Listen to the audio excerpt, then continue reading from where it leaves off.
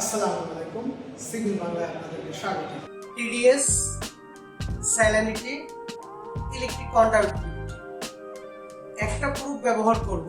এই প্রুফ দিয়ে শুধু ফাংশনগুলি চেঞ্জ করব। ফাংশন চেঞ্জ করেই আমরা তিনটা মান পেয়ে যাব। তো অ্যাপারেটরস হলো মাল্টি প্যারামিটার, প্রুফ হলো TDS proof.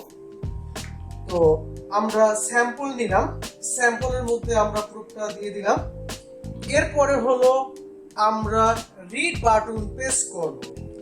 Read button press করলেই আমাদের তিনটা মান এখানে শো করবে।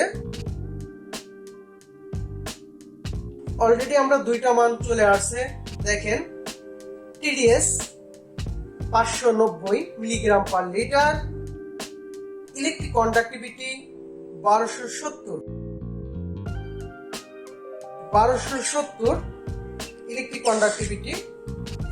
এবং এখানে আরো একটা মান আছে, সেটা হলো টেম্পারেচার। এখন বর্তমানে টেম্পারেচার কত আছে এই ওয়াটারের সেটা আমরা পেয়ে যাচ্ছি 27.5 ডিগ্রি সেলসিয়াস।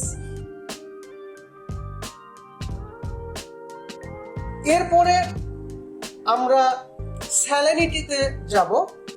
স্যালানিটি যখন আমরা চলে যাব তখন এই যে সেটিং এর যে চিহ্নটা আছে এই ফাংশনে আমরা ঢুকে যাব। তারপরে এটাকে সিলেক্ট করব, সবুজ বাটন প্রেস করব।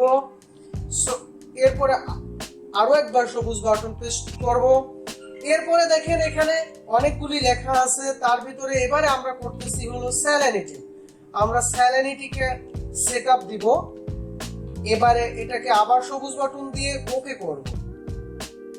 ওকে হয়ে গেছে, এবারে এক্সিস্ট দিয়ে বের হয়ে আসব। বের হয়ে গেলাম। এবারে যে দেখেন তখন যে সেম জায়গায় যে রিডিংটা ছিল এটা ছিল টিডিএস রিডিং, এবারে চলে আসছে স্যালানিটি রিডিং 0.60।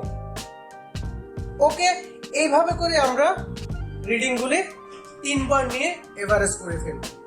Okay, thank you.